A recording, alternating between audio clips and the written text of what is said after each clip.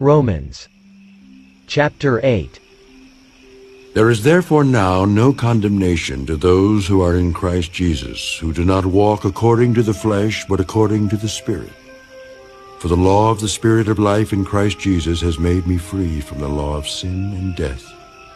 For what the law could not do in that it was weak through the flesh, God did by sending his own Son in the likeness of sinful flesh, on account of sin. He condemned sin in the flesh, that the righteous requirement of the law might be fulfilled in us, who do not walk according to the flesh, but according to the Spirit. For those who live according to the flesh set their minds on the things of the flesh, but those who live according to the Spirit, the things of the Spirit. For to be carnally minded is death, but to be spiritually minded is life and peace. Because the carnal mind is enmity against God, for it is not subject to the law of God, nor indeed can be. So then, those who are in the flesh cannot please God. But you are not in the flesh, but in the Spirit, if indeed the Spirit of God dwells in you. Now if anyone does not have the Spirit of Christ, he is not his. And if Christ is in you, the body is dead because of sin, but the Spirit is life because of righteousness.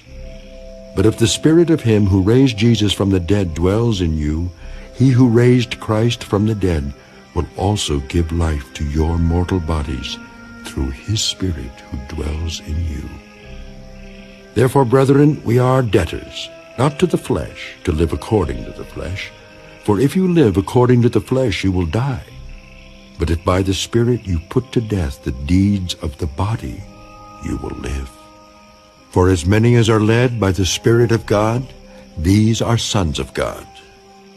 For you did not receive the spirit of bondage again to fear, but you received the Spirit of adoption, by whom we cry out, Abba, Father. The Spirit himself bears witness with our spirit that we are children of God.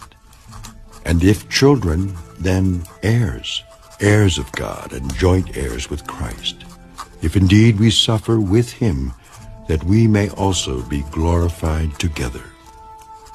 For I consider that the sufferings of this present time are not worthy to be compared with the glory which shall be revealed in us.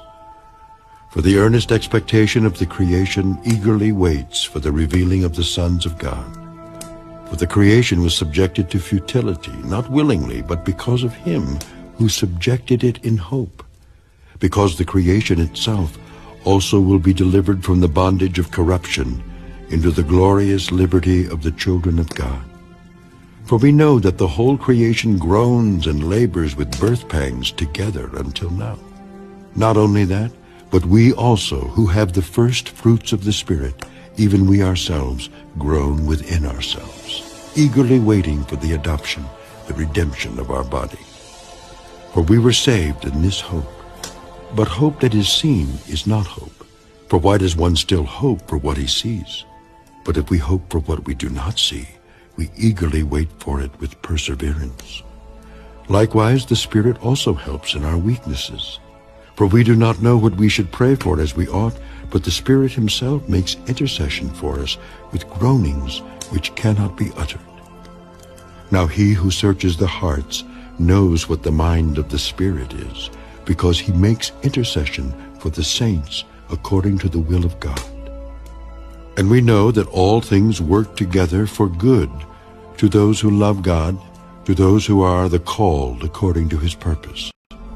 For whom he foreknew, he also predestined to be conformed to the image of his Son, that he might be the firstborn among many brethren. Moreover, whom he predestined, these he also called. Whom he called, these he also justified. And whom he justified, these he also glorified. What then shall we say to these things? If God is for us, who can